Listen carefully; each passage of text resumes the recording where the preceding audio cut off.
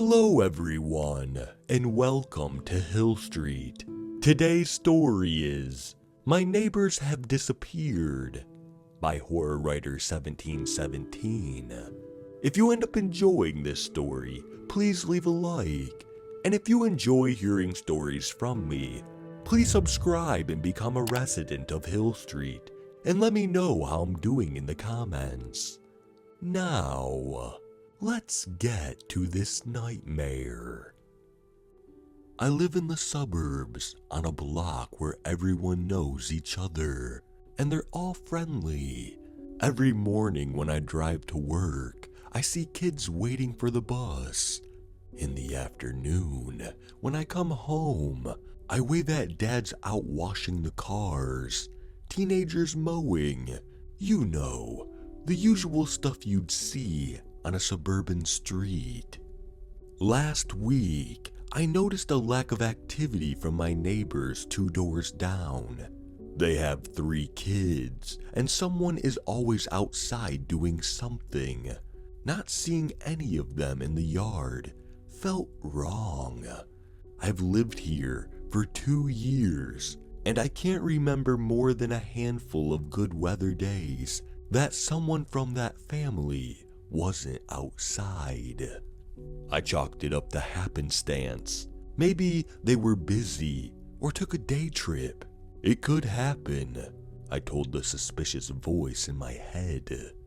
After the 3rd day of not seeing a soul, my voice was telling me something was wrong. I decided to go over and see if there was anything out of the ordinary. As I walked down the sidewalk, I saw the usual signs of life. Toys in the yard, a bike leaning against a porch.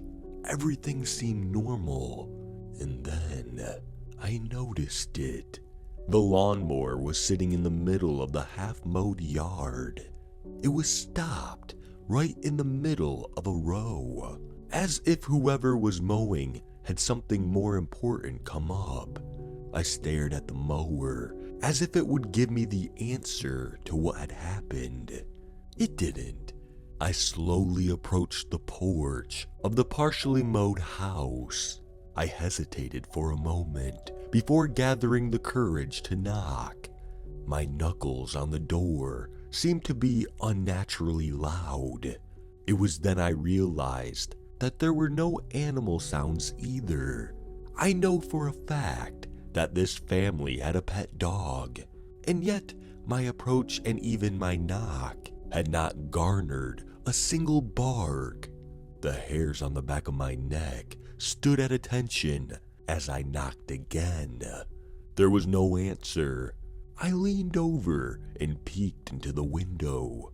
Inside was messy, like a normal house with kids should be, but there was no sign of a struggle. More importantly, there were no people. I angled myself to see into the dining room. There were plates on the table with half-eaten food on them. My paranoia meter went redline. I wanted to know what was happening. I needed to know if everyone was okay. But I didn't want to cross the line between concern and breaking and entering. I let fate decide. If I tried the door and it was locked, I'd walk away. I reached for the doorknob like it was a snake about to bite me. I grasped it, closed my eyes, and turned. The door opened. I wasn't sure if that made me happy or terrified. I stepped inside, pushing the door open slowly. "Hello?" I called.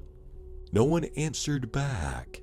I crept into the kitchen and saw the half-eaten plates of food with flies buzzing around them, and the chairs pushed back, like everyone had just excused themselves and left the table. Where the hell did they go? I whispered. I continued through the kitchen into the living room. The TV was off, and the room looked lived in, but empty. Pillows were strewn about the couch and floor, but once again, No sign of a struggle. If anyone took them, it seemed like they did it without a fight. It made me wonder if one of the family members was being held hostage at gunpoint and the others didn't struggle to keep them safe. I peered out the window to the backyard, but saw nothing out of place. I turned towards the stairs and made a quick decision: upstairs or basement. Since the basement was the last place I wanted to go in my own house, I chose upstairs. "I'm coming upstairs to check and see if everything's okay," I announced loudly. "Please don't shoot me or anything. I'm a neighbor. I noticed you guys haven't been out in a couple of days and wanted to make sure everything's good." Every word I said as I climbed the stairs seemed totally reasonable. It was also zero comfort to me when I was in someone else's house. I knew I was putting myself in danger. Even if it was innocent, I could easily be made to look like the aggressor. I reached the top step and turned towards the bedrooms. I started down the hallway, listening for any sound. The only thing I heard was my own footsteps. They seemed unnaturally loud in the absence of normal household noises. I opened the first door I came to, unsure of the horrors I would find. The door opened to a princess delight. The entire room was pink, and there was a huge castle in the corner filled with princess dolls. What I didn't see was any occupant. This continued for the next 2 rooms. One was obviously a teenage boy's room, and the other, the master bedroom. Nothing strange reared its ugly head. The further I went, the more my anxiety grew. By the time I made the rounds upstairs, the last door was the bathroom. Visions of finding the bathtub full of blood, a la Psycho, filled my head as I slowly opened the door. The room was immaculate. At this point, I wanted to find them and ask their secret to getting their shower tiles so clean. Having searched the upstairs, I faced the horrible prospect of going into the basement. I went back downstairs and paused at the top of the basement step. I had that horrible feeling of vertigo, like in the movies when they do that zoom out while moving forward thing. I flicked on the light, took a deep cleansing breath while I found my courage, then grabbed the handrail and descended. It was actually a very nicely finished basement with a big screen TV hanging on the wall, a sectional couch, and a bar in the corner. I was about to turn and head back upstairs when I saw it. There was a sneaker sitting straight up, peeking out from around the edge of the couch. I slowly approached as my mind flashed images of a body laying on a carpet full of blood. I turned the corner and found something immensely more terrifying. The sneaker was on a teenage kid. I had seen him mowing the yard before. He was laying on his back, still as stone.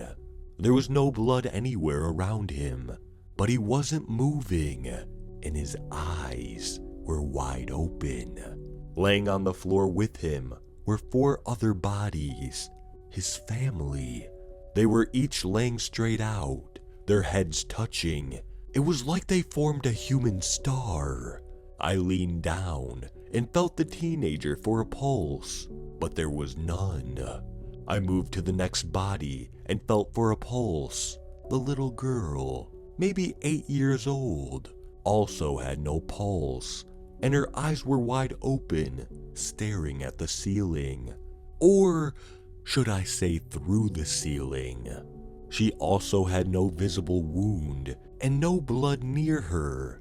As I went around, each of the 5 people laying in the star-shaped circle had no vital signs, but no visible signs of injury, and eyes wide open. It was the creepiest thing, as if each of them could just get up and resume their day like nothing had happened. I decided it was time to call the professionals. I pulled out my phone and called 911. They said they would dispatch an EMT and police, and I should stay where I was. I resisted the strong urge to get the hell out of there. 9 minutes later, I wish I had. I was being interrogated by everyone with a uniform. I can't remember how many times I retold the same story. I guess they were trying to catch me in a lie. Once their curiosity was satisfied, it was time to satisfy mine. I asked the EMT what was the cause of death, and they seemed as stumped as I was. Eventually, they let me go, but the cops told me to be available for more questioning.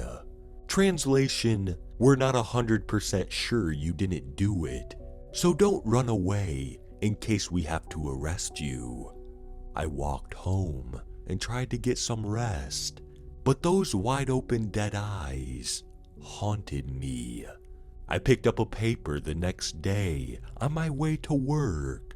I was surprised when there was no mention of the family I had found. Maybe they didn't want to print anything until they were sure. That evening when I drove home, I couldn't keep my eyes off the house as I drove by. There was no activity, just the same as yesterday. I didn't want to, but my arms seemed to act on their own.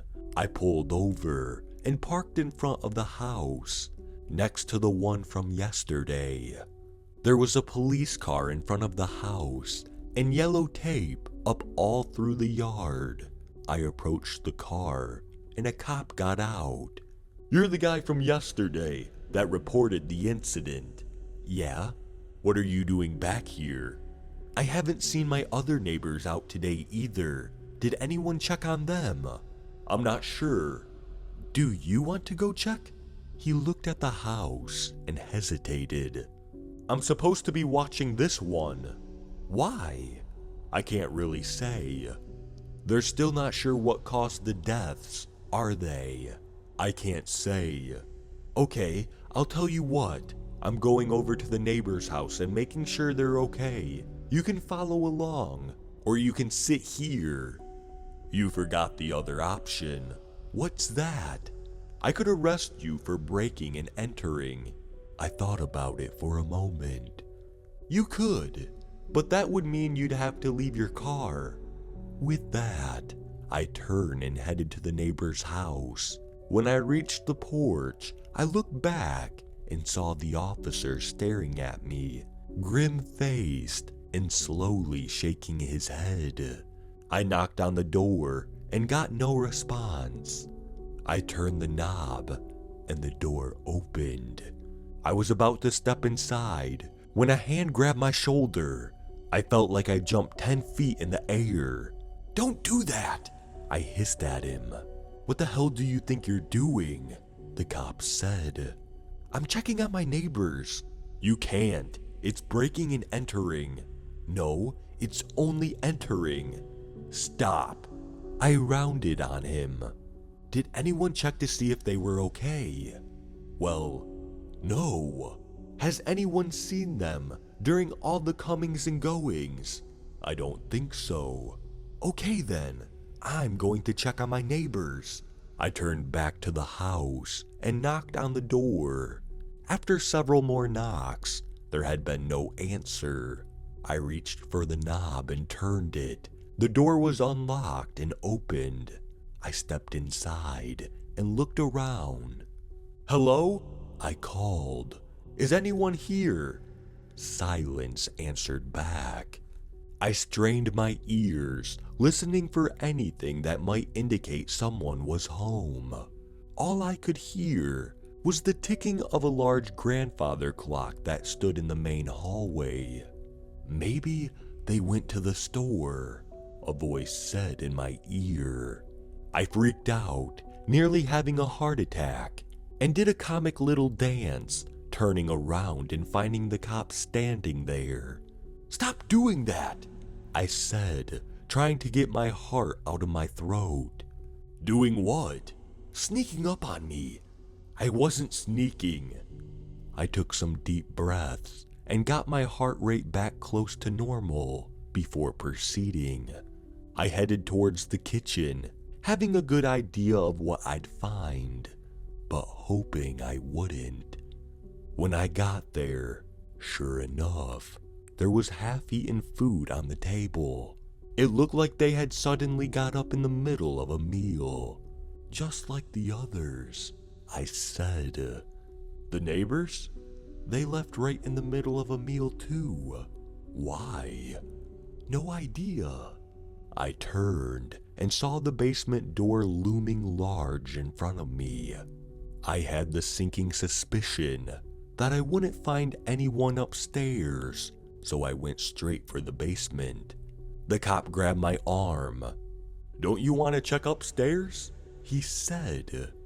"I have a feeling if anyone's in this house, they're down here," I said, reaching for the basement door. He released my arm and rested his hand on his gun as I opened the door. I descended the stairs, glancing at the jars of homemade jam on the shelves lining the stairwell. The basement wasn't finished. It was an uncovered concrete floor with more shelves full of canned fruit and vegetables. It didn't take much searching to find the older couple laying in the middle of the floor, face up, with their heads together and eyes wide open. "Oh my God," the cop said as the color drained from his face. I just sighed in resignation. I hated having these assumptions come true. He leaned down and checked their pulses, but I knew there wouldn't be one. He got on the radio and called in the discovery, all the while taking the credit for it. I left the house after being interviewed and walked home. As I stepped onto my porch, I looked over at the flashing lights of the emergency vehicles, and it struck me. The first victims were 2 doors down. These second victims were right next door. Am I next? A chill ran through me, even though it was 80 degrees out. I decided to take a vacation. I called my boss and told him I needed a little time away. He complained about the suddenness of the request, but approved me for a week off. I packed a suitcase with no specific destination in mind, just a few extra sets of clothes, and threw in a swimsuit in the last moment. I didn't really care where I went. I just knew I had to get out of the house. I called the post office and had my mail stopped, then grabbed my suitcase and headed downstairs. I realized I hadn't eaten anything since this morning, so I grabbed a bowl of cereal and stood at the counter eating it. As I chewed, a sudden feeling came over me. It was a feeling of peace, but at the same time, one of longing, as if I wasn't where I was supposed to be. My mind went blank as I dropped the cereal bowl and turned towards the basement door. I started walking towards it, knowing I had no choice. This was just what I needed to do. There was no question. I opened the door and started down the stairs, closing it behind me. As I descended, a feeling of belonging permeated me. I walked to the center of the room and laid down on the floor. I stared at the ceiling, unable to move. The feeling of peace waned and was replaced with dread. My eyes grew wide with the realization of what had happened to the neighbors. I tried with everything within me to struggle, to roll over, to do anything, but I couldn't. There was nothing I could do but lay there. My mind reeled. I could feel invisible hands holding me down.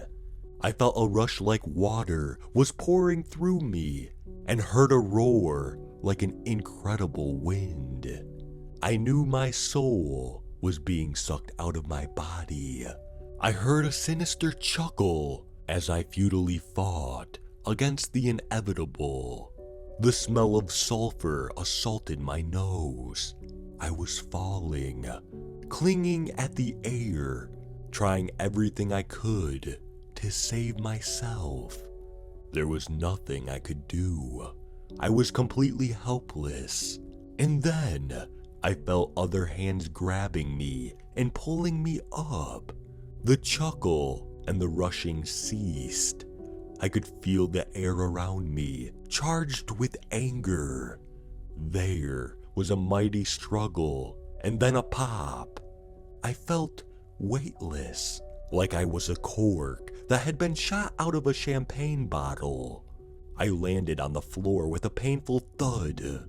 I opened my eyes to see the cop who threatened to arrest me just a few hours ago, kneeling beside me, breathing hard. I looked up at him. "What the hell just happened?" I said. "I came over to ask you a few questions and found you down here laying on the floor, convulsing. How did you—" "I panicked," he said. "I didn't know what else to do, so I started saying Hail Marys." "I'm glad you did. I think we should get out of here." "Am I still a suspect?" I said sarcastically. "You're welcome," he said, struggling to his feet. I followed suit, feeling like I was walking through quicksand and being dragged back to the floor. I fought off the feeling, ran out of that house, and never looked back. I'm posting this as a warning. If you ever feel like you're being dragged against your will by an invisible force, start saying Hail Marys. It might be your only hope to escape.